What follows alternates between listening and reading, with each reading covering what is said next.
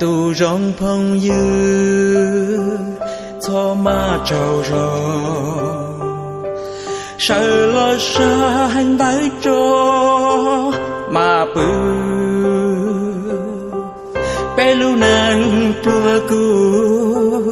tò nhẹ khâu la lo vì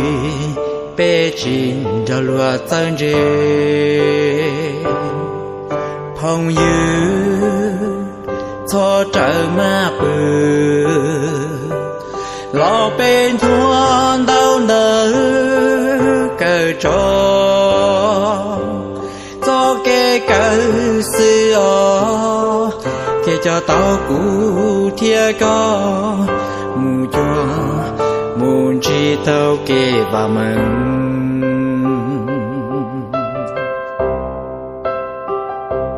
cho cái chế cho cái chi tua cho cái chế cho cái chi bùa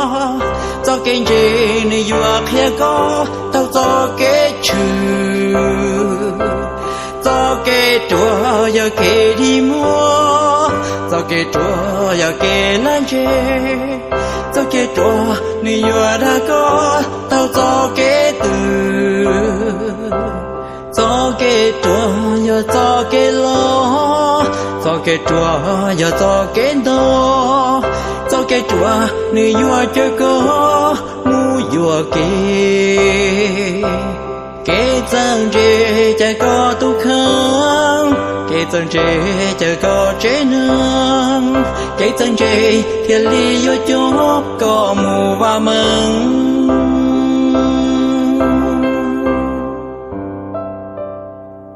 cái bao lòng cho cái chân như lòng bê lu nâng cái cơn đau cơn đau cái cơn đau cơn chê do khó do lòng bê cho cái chân